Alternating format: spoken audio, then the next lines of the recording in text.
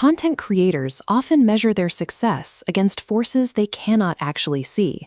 You pull up your analytics dashboard, look at your raw view count, and compare it directly to a competitor's channel. When the competitor's number is higher, it triggers a psychological trap known as metric despair, the exact moment a creator abandons a highly effective strategy because they misread their own data. If you judge your analytical output without evaluating the production inputs that generated it, you construct a false narrative that will eventually break your channel. Let's test this by looking at the raw data for two distinct creators operating in the exact same niche. This chart shows the raw surface-level data for our first subject, Channel B, sitting at a total of 36,600 views across their visible videos. Next to it, we see Channel A's live streams pulling in roughly 25,600 views. On paper, Channel B has a commanding 10,000 view lead. If you are the creator running Channel A, your immediate reaction is to look at this 10,000 view deficit and ask if your strategy is failing. But declaring a winner based on this chart is an error. It ignores the structural reality of how these views were acquired. This matrix deconstructs the models behind the numbers, starting with Channel B, the networked marathoner.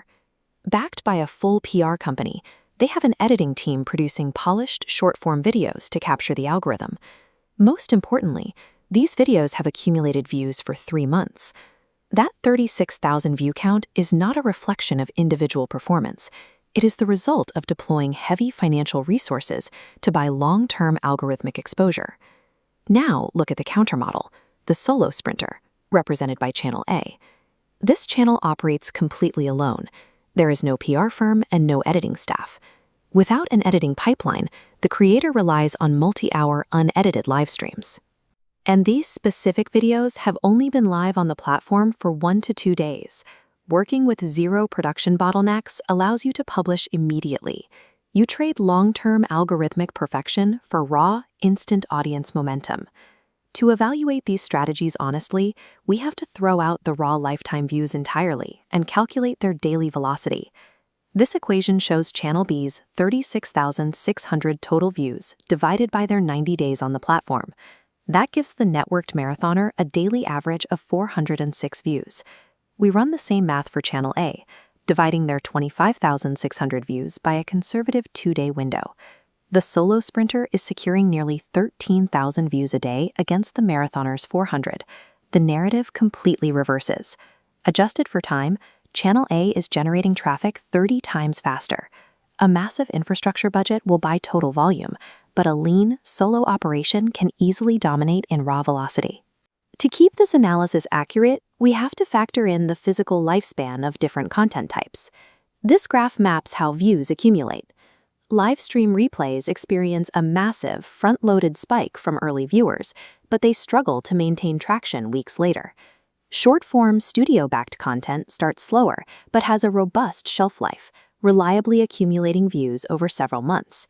It is an asymmetrical trade-off. Solo speed buys immediate burst traction. Studio teams buy long-tail endurance. You must measure your performance using key performance indicators that actually map to your operational model. This scorecard lays out the rules. If you run a team and create short-form content, as shown on the left, you can't obsess over day 1 velocity. Your success depends on audience retention, algorithm optimization, and 90-day accumulation.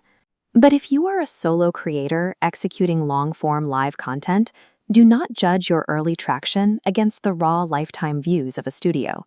Your real metrics are views per day, initial burst momentum, and the depth of engagement from every single viewer who tunes in. Scale requires infrastructure, and momentum requires speed. Once you stop comparing your starting line to someone else's finish line, you can finally optimize the exact machine you're running.